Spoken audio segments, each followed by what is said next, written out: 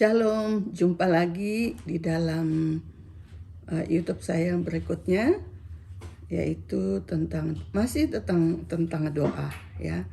Doa yaitu doa yang membangkitkan iman orang. Bagaimana orang itu supaya imannya bangkit, karena bukan kita yang menyembuhkan saat kita mendoakan orang, tapi iman orang yang kita doakan itu yang menyembuhkan orang itu. Jadi bagaimana caranya supaya kita berdoa dan kita memberikan firman Tuhan supaya orang itu sembuh, ya, supaya orang itu sembuh sesuai dengan firman Tuhan yang ada di Markus 5 ayat 34. Di sini tentang Yesus membangkitkan anak Yairus, ya, dan menyembuhkan seorang perempuan yang sakit pendarahan, ya. Di ayat 34 dikatakan, maka katanya itu Yesus kepada perempuan itu, "Hai anakku, imanmu telah menyembuhkan engkau. Pergilah dengan selamat dan sembuhlah dari penyakitmu."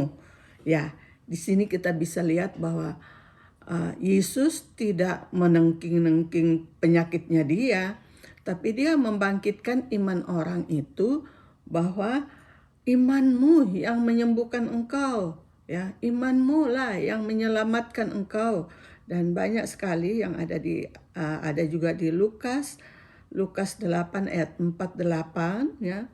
Di situ juga Tuhan menyatakan bahwa imanmu yang menyelamatkan engkau, imanmu yang menyembuhkan engkau, bukan orang lain, ya, yang karena doa orang itu hebat sehingga orang itu bisa sembuh.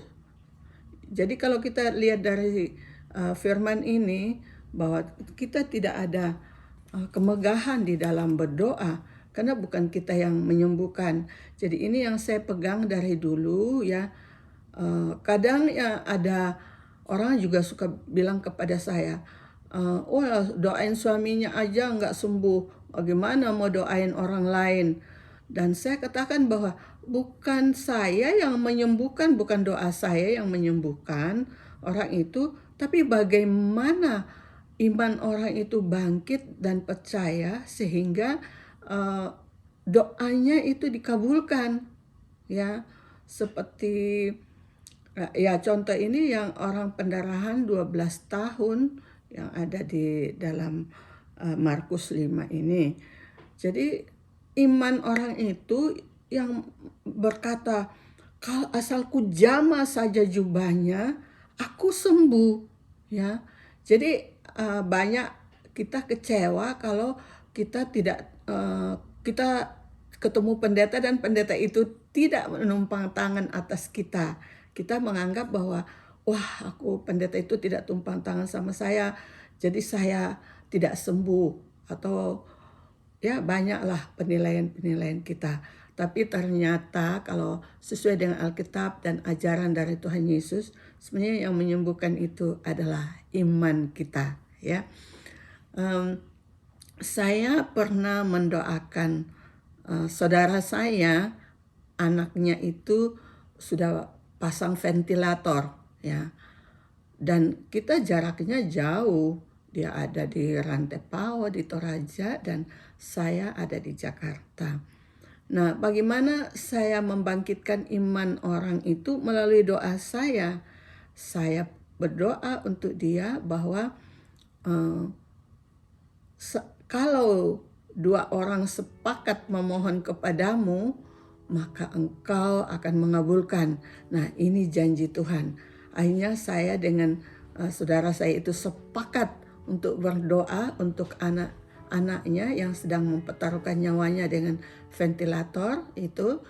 Dan saya kaget sekali mendengar dari teriakannya bahwa anakku sudah sembuh. Aku melihat Yesus menggendong domba pakai tongkat mendekati tempat tidur anak saya, dan dia yakin sekali bahwa anaknya itu sembuh. Dan betul anaknya itu sembuh, dia dilepaskan dari ventilator, dan menurut kata orang di rumah sakit bahwa jarang sekali ada orang yang selamat lewat ventilator itu. Tetapi itulah Tuhan yang bisa menyembuhkan anak seorang saudara saya dengan iman seorang ibu.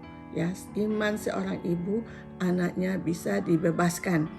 Nah, saat itu saya juga bertanya, ibu ini adalah di gereja, dia beribadah di gereja tradisi yang mungkin tidak terlalu percaya dengan penglihatan.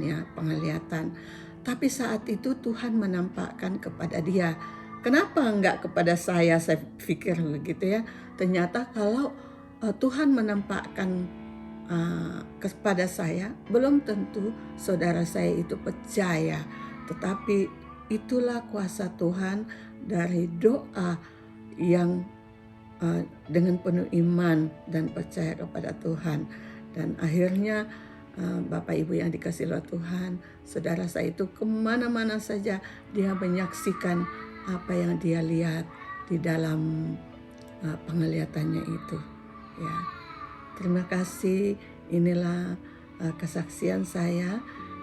Banyak sekali bagaimana kalau saya mendoakan orang juga, saya berusaha bagaimana untuk membangkitkan iman orang itu.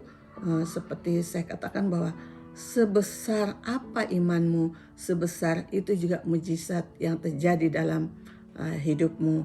Nah, ternyata pengalaman-pengalaman yang saya alami dalam hidup saya yang memiliki iman yang mustahil, ya, saya bagikan juga kepada orang lain. Dan semoga semua yang mendengarkan YouTube ini boleh diberkati oleh kesaksian saya, dan iman saudara dapat menyembuhkan yang sakit, iman saudara dapat membebaskan dari segala pergumulan-pergumulan yang dialami saat ini.